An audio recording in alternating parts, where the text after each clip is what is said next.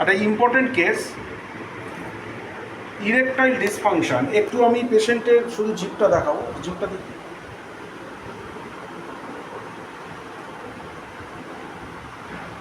জিপটা দেখুন, large, flabby and indent. কি নিয়ে এসছে পেশেন্টটি? নিয়ে এসছে ইরেকটাইল ডিসফাংশন। ইরেকটাইল ডিসফাংশন অনেক ডাক্তার দেখিয়েছেন। আজকে আমি প্রেশারটা যখন মাপলাম, প্রেশারটা দেখুন কত আছে, 180। একটা করে ওষুধ প্রেশারে রাখতে দিয়েছে 2.5, কিন্তু সবসময় লো প্রেশার। আমি জানি না প্রেশারের ওষুধটা কেন দেওয়া হয়েছে। আম্বিলিকাল হার্নিয়া হয়েছে। ইরেকটাইল ডিসফাংশন আমি কি পেয়েছি? তেমন কিছুই পাইনি। আমি তখন ডায়াগনোসিস করছি যে HbA1c 6.7 হয়ে রয়েছে এবং তার ইউরিনে সুগার দেখতে পেয়েছি অন স্ট্রেস। আপনারা জানেন যে ইউরিনের সুগারের মানেই হচ্ছে 180 মিলিগ্রাম পার ডিএল। এটা হচ্ছে আমাদের কিডনির যে গ্লোমুলার যে ফিল্ট্রেশন বেড রয়েছে তার থ্রেশহোল্ড লেভেল। অর্থাৎ ইউরিন দিয়ে সুগার বেরাচ্ছে, এর মানেই হচ্ছে তার 180-র ওপরে তার ফাস্টিং ছিল, কারণ আমরা মর্নিং ইউরিন নিই। কিন্তু এখানে দেখাচ্ছে কিছু রিপোর্ট এখানে রয়েছে ওই যে মোবাইলের মধ্যে, যাই হোক, বারবারই ফাস্টিং পিপি একটু বেশি দেখাচ্ছে, কিন্তু 180 কখনো দেখাচ্ছে না। আমি জানি না ওখানকার রিপোর্ট ঠিক আছে কি না, কিন্তু HbA1c যে এইটা হয়ে রয়েছে 6.7, এটা যদি কারেক্টও ধরি আর যে ইউরিনের যে সুগারটা বেরাচ্ছে তাহলে ওটা 180 অ্যাভাব রয়েছে ফাস্টিং। পেশেন্টটি হ্যাঁ বয়স একটু হয়েছে, কিন্তু তার ইরেকটাইল ডিসফাংশন হয়ে রয়েছে পেশেন্টটি। আমি তাকে ক্যালকিরিয়া কার্ভ দিয়েছি। কিছু ফ্যামিলিগত কারণ রয়েছে, সেখানে তার মেন্টাল একটু অ্যাংজাইটি রয়েছে।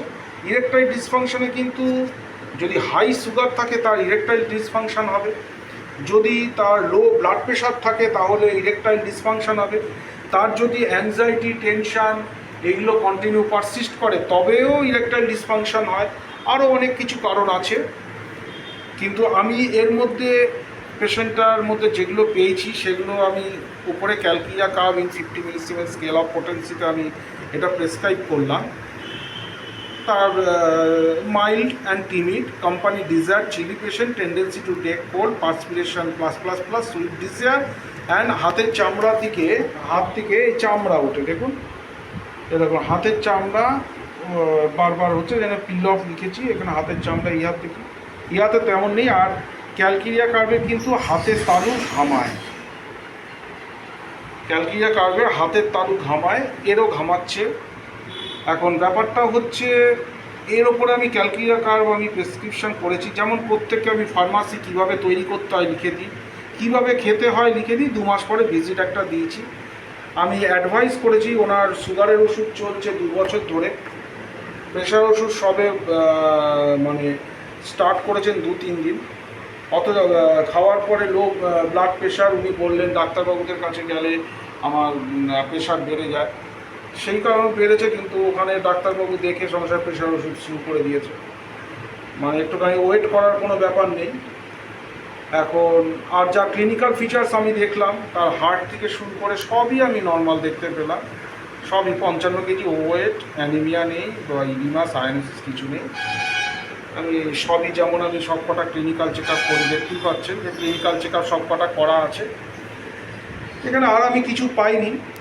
আর আমি অ্যাডভাইস করলাম 1 আওয়ার ওয়াকিং, যেহেতু 6.7 HbA1c, সেজন্য 1 ঘন্টা করে হাঁটার উপদেশ দিলাম। রেগুলার নর্মাল ডায়েটটা আমি মুখে বলে দিয়েছি। ডায়াবেটিক ডায়েট অনেকে লিখে দিচ্ছেন, ডায়াবেটিক ডায়েট বলে কোনো কথা হয় না, আমি কিভাবে কি খেতে হবে বলে দিয়েছি। আর হচ্ছে to avoid sweet and must control blood sugar.